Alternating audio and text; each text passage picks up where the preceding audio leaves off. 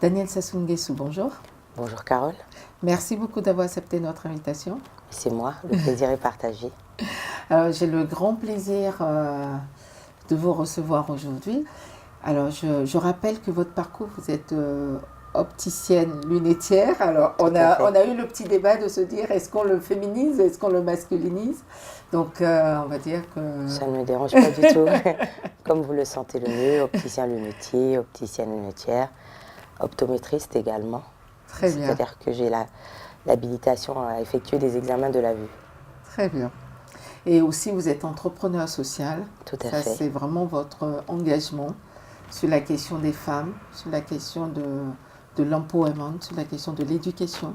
Par le biais d'une toute jeune fondation qui s'appelle Sunga, qui signifie littéralement en langue locale Lingala aide, nous essayons d'apporter notre modeste contribution à plus d'émancipation ou à une meilleure participation de la femme congolaise au développement. Évidemment, la question du pouvoir, quand on veut transmettre, quand on veut accompagner des personnes et quand on navigue dans un environnement de pouvoir, qu'on est proche du pouvoir, dites-moi, pour Daniel Sassou Nguesso, qu'est-ce que c'est le mot pouvoir? Alors là, sur l'instant, ça me ramène à une succession d'images. Le don de soi, le courage, l'abnégation, l'influence, le leadership, la modélisation, la prise de décision, la parole. Cela renvoie à la notion de capacité, de possibilité, mais également de percevoir, voire d'influencer. Pour moi, le pouvoir représente le champ des possibles, de ce qui permettrait de contribuer à accompagner autrui. Et comment est-ce que cela se traduit-il aussi bien dans votre environnement personnel que professionnel? Alors, personnellement, contrairement au titre de l'émission, je n'estime pas ou je ne pense pas avoir un pouvoir en particulier, si ce n'est de croire en l'égalité, non pas comme un rêve ou une utopie difficile à atteindre, mais véritablement comme une norme, un droit fondamental. Et c'est ce que nous nous évertuons à faire au sein de la Fondation Sunga, travailler à réduire cette asymétrie des genres qui limite de facto le champ des possibles d'un grand nombre de femmes, le droit fondamental d'une partie de l'humanité. Et là, pour la seconde question, à titre personnel, je pense que le pouvoir que je peux avoir n'est pas bien différent de celui de la majorité des femmes africaines qui arborent une multitude de casquettes différentes que peuvent être femme au foyer, épouse, mère de famille, éducatrice pour les enfants. Rappelons que vous êtes mère de 4 enfants. Tout à fait, 2 filles et 2 garçons, j'ai la parité dans la maison.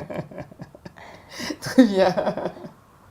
Est-ce que vous diriez qu'il y a une différence dans l'exercice du pouvoir selon si on est un homme ou une femme? Alors je préfère laisser les chiffres parler pour moi. Un rapport McKinsey 2013 nous dit que lorsqu'il y a des femmes à des postes de direction dans une entreprise et qu'elles occupent le quartile supérieur, ces entreprises ont un rapport moyen de l'ordre de 47% plus élevé que les entreprises qui ne comptent pas des femmes à des postes de direction. Et l'Organisation des Nations Unies rappelle que les femmes sont très efficaces dans les dialogues interactifs communautaires pour la prévention et la résolution des conflits. Elles se mettent en groupement. Elles créent des mouvements pour réclamer la paix et pour dénoncer le non-respect d'accords. Je pense véritablement qu'elles ont une sorte de flexibilité, d'intuition dans leur approche face à la gestion des conflits. Donc oui, force est de constater qu'il y a une différence dans la gestion du pouvoir selon que l'on est un homme ou selon que l'on est une femme. Comment arrive-t-on à préserver l'équilibre vie professionnelle, vie familiale quand on est une femme aussi engagée? Alors c'est vrai qu'en Afrique subsaharienne, c'est un exercice particulièrement difficile parce qu'il faut savoir qu'il existe de nombreux construits sociaux qui relèguent encore la femme à un rôle de femme au foyer, épouse, mère de famille. Et en dehors de ce cercle familial, les femmes sont quasiment inexistantes des sphères sociaux, politiques et économiques de nos pays. Lorsque un homme obtient ou atteint une réussite professionnelle, elle est saluée de l'ensemble de la société. Tandis que lorsqu'il s'agit d'une femme, cela ne l'est que par une minorité de la communauté. Et je suppose que vous conviendrez avec moi que les encouragements n'émanent pas forcément ou toujours d'autres femmes. C'est ça. Et il faut réussir, l'enjeu est double.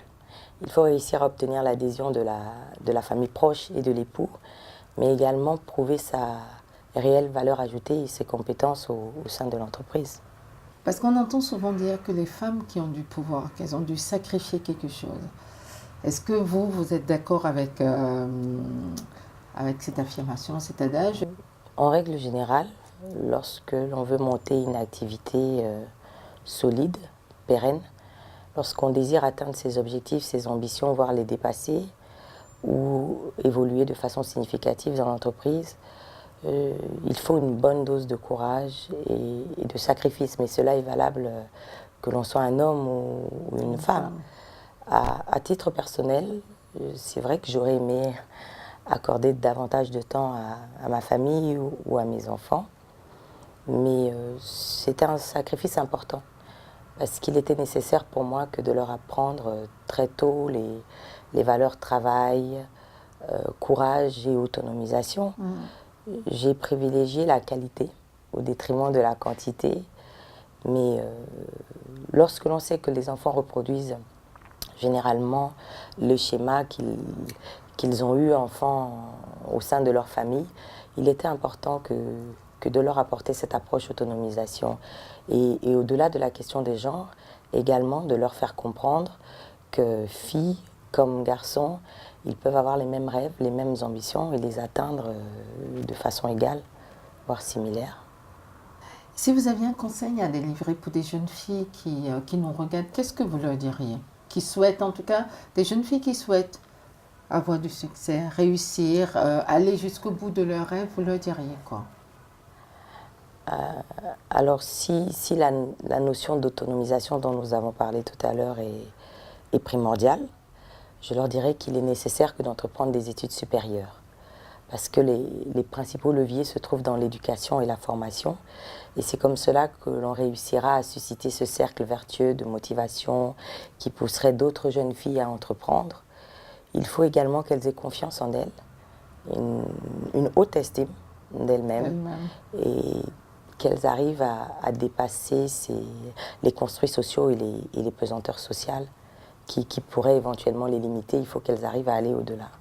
Si vous aviez une idée, une suggestion, une proposition, quelque chose qui pourrait contribuer à favoriser justement l'égalité ou la parité? De façon personnelle, je ne suis pas véritablement favorable à la politique des quotas, mais je pense que c'est une mesure transitoire importante pour nous mener vers cette diversité d'acteurs qui contribuerait à un développement inclusif. Donc oui, à titre d'exemple, je pourrais citer la loi électorale en France qui garantit un quota, un nombre effectif de femmes sur les listes électorales lors des élections législatives. Ce sont des mesures qui ont été déployées dans un grand nombre de pays africains, à l'instar du Congo. 30% de candidatures féminines obligatoires sur les listes électorales. Nous nous approchons d'une élection législative dans quelques mois. On verra bien si cela sera respecté. Les femmes ont peur de s'engager parce qu'elles n'ont pas l'adhésion de la famille autour ou de l'époux qui accepterait de les voir se hisser comme ça à des hautes responsabilités. C'est pour ça qu'il faut continuer à déconstruire le genre dans les esprits et surtout expliquer que tant que les femmes ne participeront pas à la prise de décision, nous ne pourrons pas atteindre ce développement inclusif qui nous mènerait vers un développement durable. Très bien. Si vous aviez une phrase ou un proverbe, quelque chose qui vous inspire, en tout cas qui illustre votre personnalité ou vos engagements, qu'est-ce que ça pourrait être? Alors, qui illustre mes engagements, là, tout de suite, je ne vois pas, mais qui pourrait illustrer les propos dont on vient de parler. Ce serait la phrase célèbre du président John Fitzgerald Kennedy. Je ne sais pas si elle vous a déjà été donnée lors de l'une de vos interviews. Ne vous demandez pas ce que votre pays peut faire pour vous, mais demandez-vous ce que vous pouvez faire pour votre pays. Voilà. à mon sens, ça démontre assez bien l'engagement citoyen de chacun à apporter sa pierre à l'édifice et à contribuer au bien-être de tous. Cela se traduirait ensuite par une politique consensuelle pérenne. Et si vous étiez vous-même chef d'État, et si vous aviez un jour pour changer le monde, par quoi commenceriez-vous? Donc, supposons que, ok, il n'y a pas un autre chef d'État qui vous inspire, mais supposons que c'était vous, la femme d'État, et si vous aviez un jour pour changer le monde, par quoi commenceriez-vous? Alors, si j'avais un jour pour véritablement changer le monde avec un pouvoir ou des capacités illimitées relevant, pourquoi pas du divin, je ferais naître l'homme et la femme en même temps, le même jour, au même instant, et non pas l'un avant l'autre, mais véritablement ensemble, mais loin, très loin du jardin d'Éden. En préparant cette rencontre, on vous a demandé de venir avec un objet, Oui. une photo, quelque chose qui symbolise pour vous le pouvoir et la féminité. Qu'est-ce que vous nous avez apporté? Alors, quand vous m'avez demandé de rapporter un objet qui symboliserait pour moi le pouvoir, j'ai tout de suite pensé à un stylo. La symbolique pouvoir pour moi réside en le fait qu'avec cet objet, on laisse des mots, des écrits, on arrive à figer un instant, à retranscrire des émotions. Et c'est un formidable héritage pour les générations futures. Il y a également un symbole d'éducation, de culture. Avec un stylo, on signe des traités de paix. On ratifie des accords internationaux ou bilatéraux. Et vous m'avez demandé également une symbolique féminité. Ça a été un peu plus difficile, mais à une autre époque, avant l'arrivée des smartphones ou du téléphone Android, les jeunes filles s'en servaient pour noircir les pages de leur journal intime ou pour écrire des lettres d'amour. Très bien. Notre entretien touche à sa fin, Daniel. Merci, Carole. En un mot, en une phrase, pour Daniel Sassou Nguesso, le pouvoir c'est? Alors, pour Daniel Sassou Nguesso, le pouvoir, c'est contribuer à l'amélioration d'un monde meilleur. Très bien.